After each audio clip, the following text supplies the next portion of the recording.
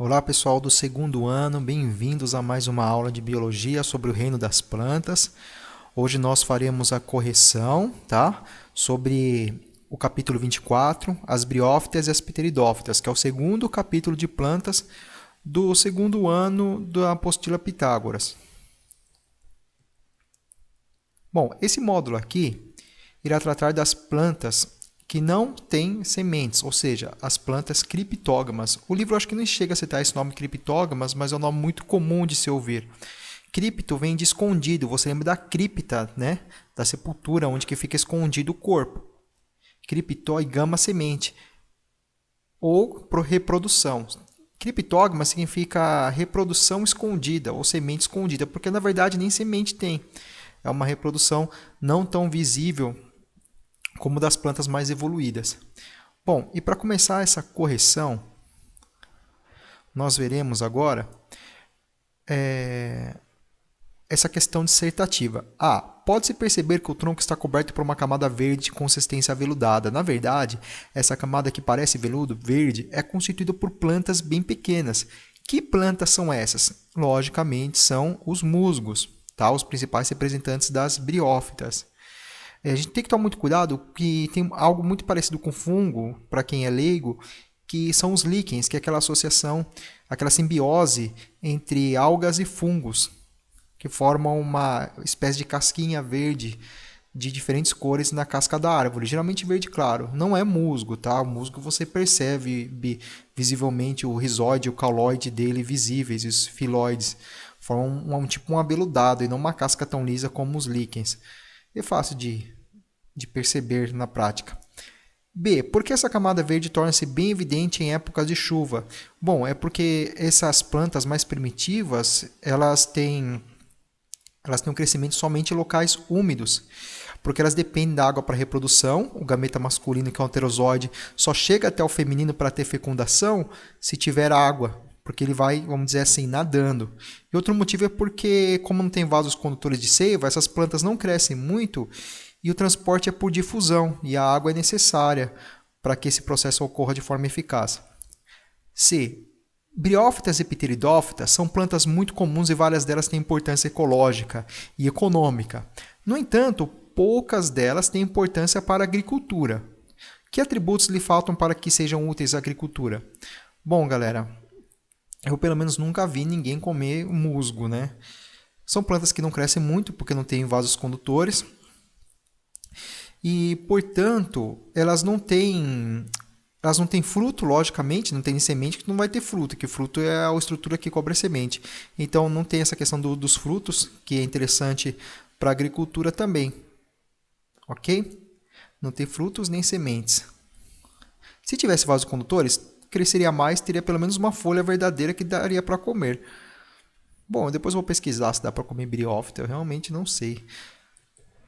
Mas com certeza na agricultura, pelo menos na nossa, não é utilizada. Que atributos limitaram a utilização dessas plantas em agricultura? Bom, aqui está respondendo a sua dependência de água para reprodução. Dessa forma, somente poderiam ser cultivadas em ambientes úmidos. Bom, na verdade, o maior problema que limitaria a utilização dessas plantas na agricultura é, além do crescimento lento, é a falta de folhas verdadeiras, né, que a gente tinha citado antes, que seria a parte provavelmente comestível dessa planta. Umas folhas maiores, porque não tem vasos condutores de seiva. Bom, aqui tem as características gerais, né? Tá falando aqui do gametófito, que é a fase haploide, esporófito, que é a fase diploide, que elas não têm raízes verdadeiras, tem cauloide, filóides e rizóides. Isso aí tem tudo lá no vídeo anterior do canal, lá do Arquivos de Mochila, que está postado lá nos grupos do segundo ano. Aqui está mostrando outros dois representantes famosos desse grupo, que são as hepáticas e os antóceros. Os antóceros e as hepáticas, cara, eles são muito parecidos. É muito mais fácil você ver musgo por aí. Hepática até tem até que bastante, né? Mas nem qualquer um consegue perceber isso. Agora, Antóceros é mais raro de se ver. Pelo menos aqui para nós, nessa região que nós vivemos da Mata Atlântica. É meio difícil até você separar visivelmente o que é um antócero de uma hepática. São muito parecidos. Pelo menos eu acho muito parecidos. Eu vejo até, inclusive, algumas confusões na internet mostrando uma foto confundindo com outra. O musgo já dava para perceber que ele é mais aveludado, né? Vamos lá, continuando. Bom, aqui está falando da importância ecológica e econômica dos musgos. Vamos para as questões. Pense e responda. Como a presença desse musgo, Polytrichum, pode afetar as espécies de plantas que tipicamente colonizam solos arenosos depois dos musgos? Resposta. Uma vez que o musgo reduz a perda de nitrogênio do ecossistema, espécies que tipicamente colonizam o solo após os musgos provavelmente encontrarão no solo níveis de nitrogênio mais altos do que a ausência do musgo, efeito que pode beneficiar essas espécies, já que o nitrogênio é um nutriente essencial e frequentemente escasso. Bom, a gente sabe que, como já comentado no passado, que os 3 principais elementos químicos do solo são nitrogênio, fósforo e potássio. É o famoso fertilizante NPK.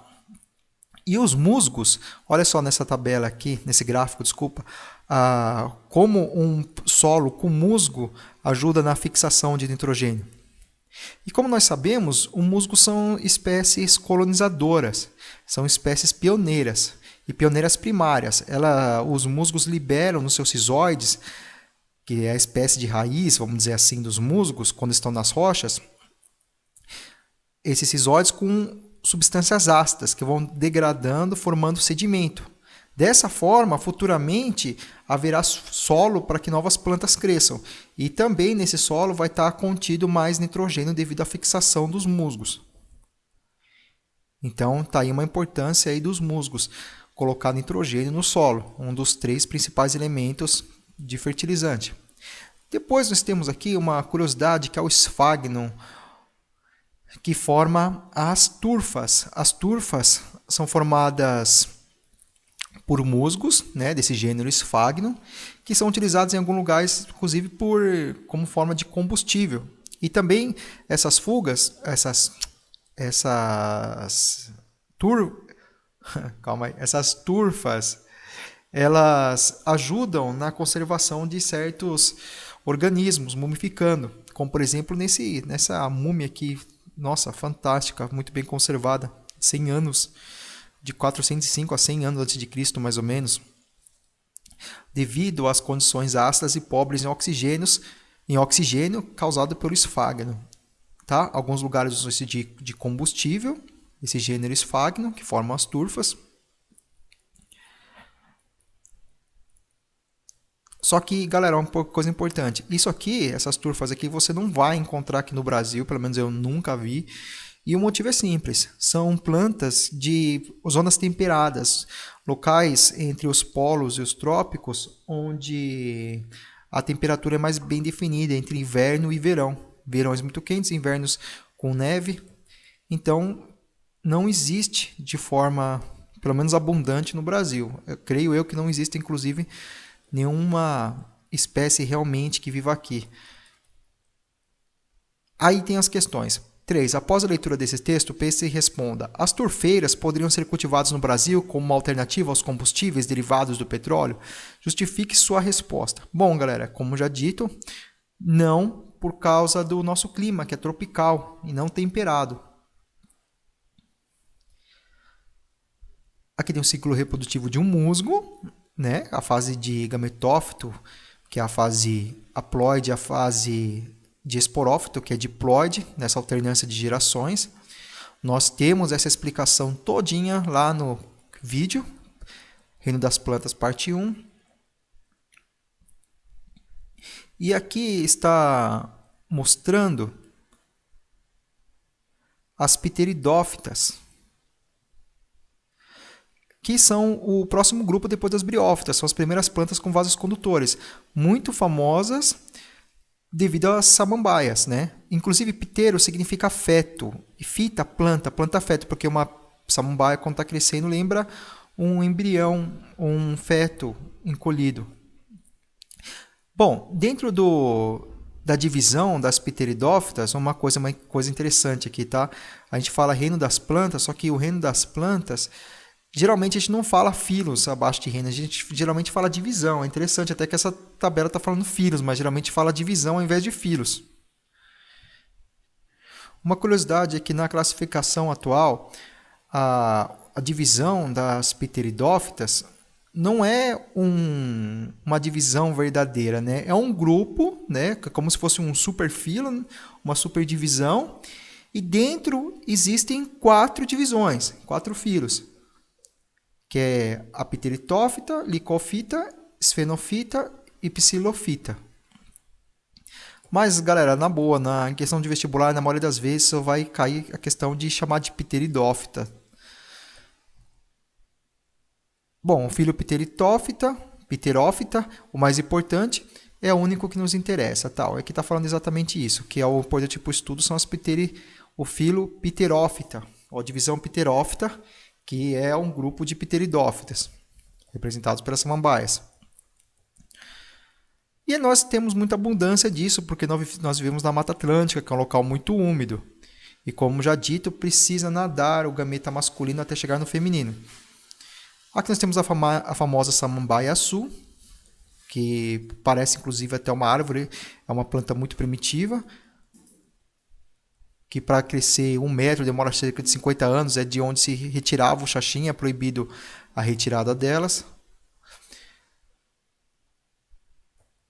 Está mostrando aqui no período, há muito tempo atrás, no Carbonífero, antes da existência das demais plantas de árvores, existiam samambaias gigantes no local de árvores. Então, é isso aí, coisas que a gente já vê lá no vídeo. Ciclo de vida de uma samambaia, também explicado lá no vídeo, lá, que é a parte 1 sobre plantas. E vamos às questões. 4.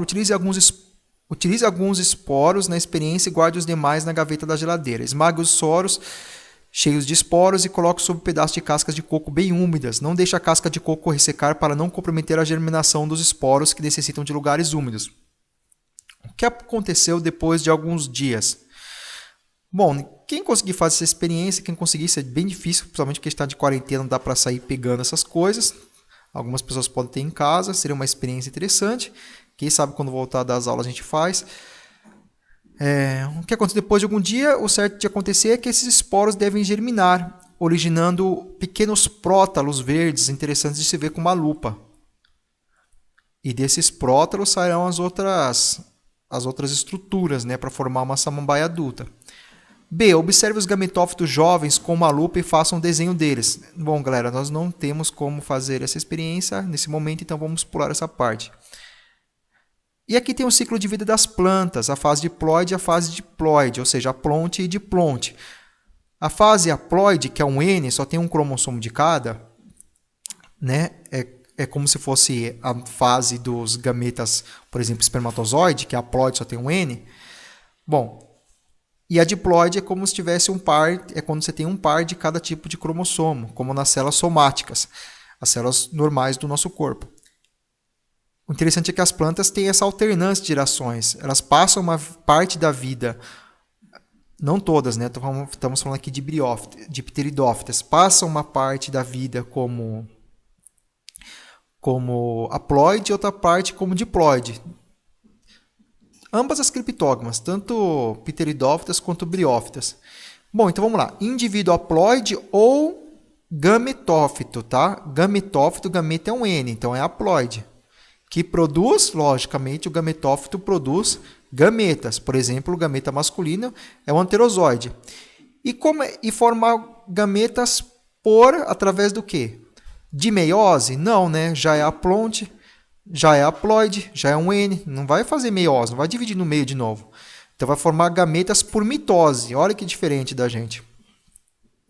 Esses gametas vão se fecundar, originando, aí é igual ao ser humano. O zigoto, também chamado de célula-ovo. O zigoto que germina Bom, o zigoto tem que multiplicar suas células para crescer, para formar um embrião. E depois formar uma outra planta. Então, as multiplicações celulares que vão ocorrer no zigoto, ele está na fase diploide. né? A partir do momento que fecundou, é diploide, é diplonte. Então, vai continuar crescendo através de mitoses sucessivas, originando o indivíduo diploide ou, tá? Lembrando que ele é diploide desde a formação do zigoto, ou também chamada essa fase de esporófito, que é quando começa a fase da vida dele, né, de crescimento já maduro, diplonte, 2N, que produz esporófito, está na cara, produz esporos, que vão germinar através de mitoses, né, crescimento celular, originando o gametófito. Tá?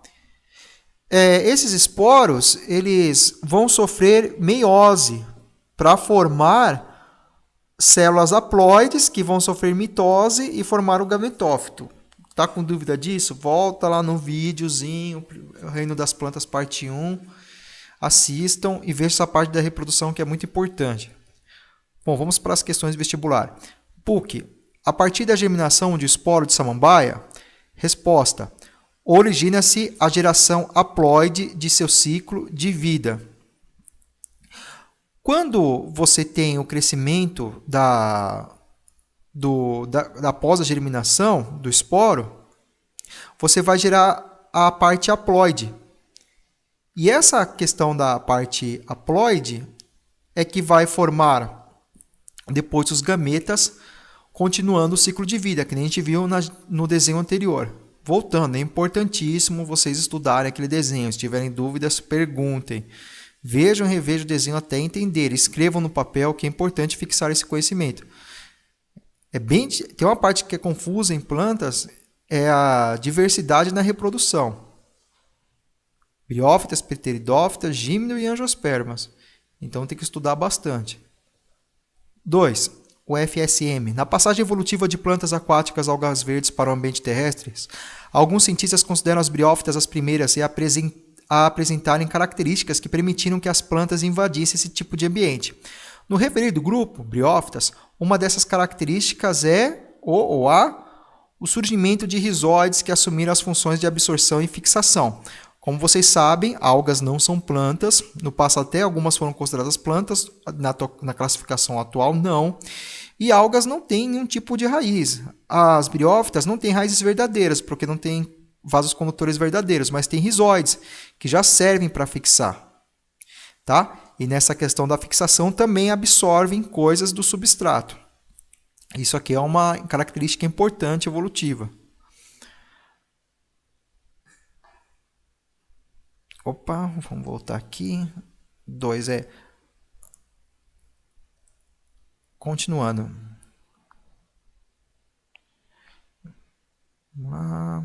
É só uma curiosidade. Aqui na A não está incorreta porque aparecimento da clorofila. A clorofila também já estava presente nas algas. Surgimento de tecidos de condução. Não tem vasos condutores de seiva. São atraqueófitas, são avasculares. C. Formação de sementes. Não, está na cara, não tem semente. E aí, eliminação da dependência da água para fecundação. Nossa, quem estudou direitinho no 7º ano consegue responder isso. Não pode ser também porque o anterozoide tem que nadar até chegar na oosfera. Nas briófitas e nas pteridófitas. 3. As plantas avasculares são pequenas e são comuns em ambientes sombreados. Sobre suas características reprodutivas, observe o ciclo de vida exemplificado a seguir e assinale a alternativa correta. Plantas avasculares são as briófitas. São os musgos. Bom, assinalar a alternativa correta. A. Na cápsula ocorre a meiose, formando-se esporos haploides, um N, que são eliminados no solo. Isso mesmo. 4. Dentre as briófitas, as espécies do gênero Sphagnum destacam-se por sua importância econômica, pois formam a turfa. A turfa seca é queimada para fornecer energia em regiões como o norte da Europa e a Ásia. Além disso, a turfa também é usada não sei se usa ainda, mas usava-se em Fórmula 1 para conseguir puxar o óleo do maquinário. Tem um poder de absorção muito grande. A utilização da turfa como fonte de energia só é possível porque é formada pelo acúmulo de musgos mortos em terrenos.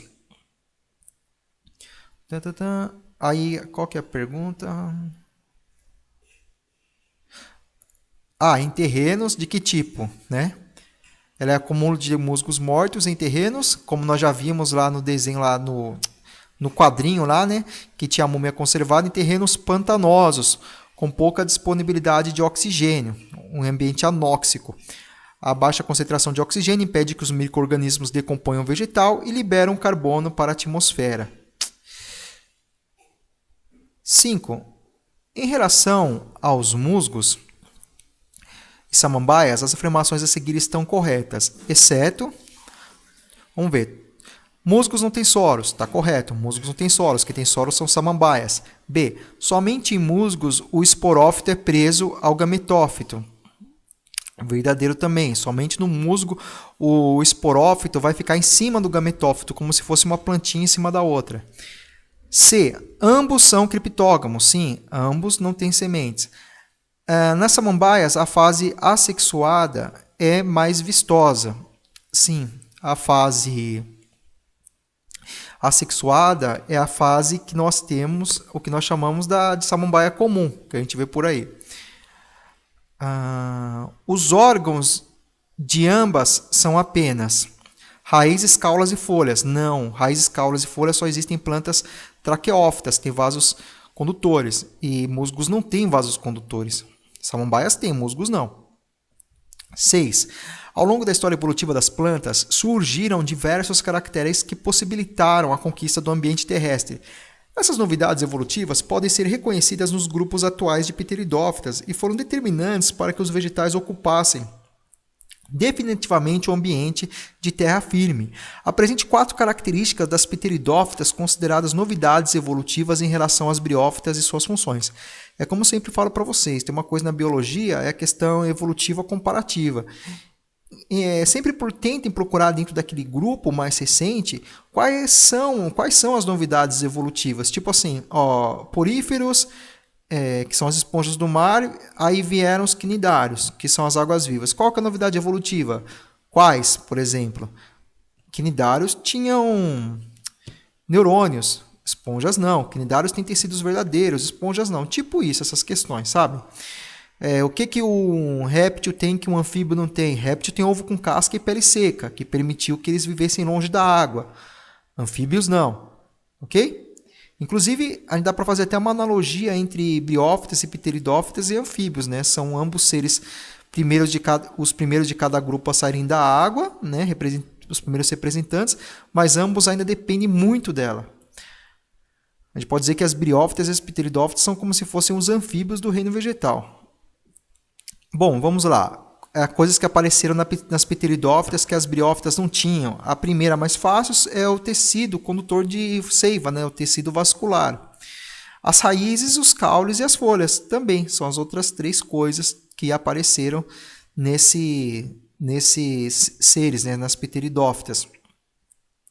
Outra coisa que também está mostrando é que a fase que domina nas pteridófitas é a fase diploide. E nos musgos, esses musguinhos, esses tapetinhos que nós vemos nas rochas e nas árvores, a gente está vendo a fase geralmente gametófita, que é a fase haploide.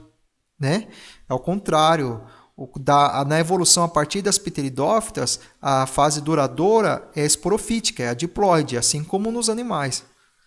Que são diploides, tá? Né? Que tem a fase gametofítica, não. O que vai provocar também maior variedade genética, como já dito na última lição que vocês tiveram do capítulo anterior. B. Explique como cada uma dessas 4 características foram importantes na conquista do ambiente terrestre. Bom, vamos lá. A vascularização, tecidos vasculares, condutores. Melhora o transporte, não é mais por difusão célula por célula, então a planta pode crescer muito agora, ok? Surgimento de vegetais cormófitos, desempenham eficiente expressão nas funções de absorção, condução, tá. A questão das plantas começarem a ter raiz, caule, folhas verdadeiros, a raiz ajudou muito na absorção mais profunda, mais eficaz. A condução mais rápida, né, levando os produtos da fotossíntese. E também vão a questão de serem traqueófitas, de terem vasos condutores e raízes cauliformes verdadeiras, permitiram a ocupação em ambientes com menor umidade. Por que isso em menor umidade? Porque quando só tinha briófitas, a questão do transporte ser célula por célula é por difusão. E a difusão ela precisa que o meio seja com água para facilitar. Aqui está falando que a questão da fase dominante, o esporófito de Plonte, permite maior variedade genética, né, ajudando na seleção natural. Assim, vai conseguir ter uma seleção natural em diferentes ambientes e a espécie tem maior sucesso de vida. Outra coisa também é a questão do surgimento. A cutícula e os estômatos permitem às plantas se estabelecerem em ambientes com estresse hídrico ou muito secos. Bom, plantas que têm folhas verdadeiras têm os chamados estômatos, que são buraquinhos, né, na superfície da folha, como se fossem nossos poros, para fazer as trocas gasosas. C. Apresente um caráter que seja compartilhado entre briófitas e espeteridófitas em relação à reprodução. Ambas precisam da água para que o gameta masculino nade até o gameta feminino, ocorrendo a fecundação. Os anterozoides são móveis através de flagelo. Bom, galera, a correção é essa. Se vocês tiverem alguma dúvida, não tenham receio de me procurar, ok? Se cuide, pessoal. Um abraço. Até a próxima. Tchau, tchau. Bons estudos.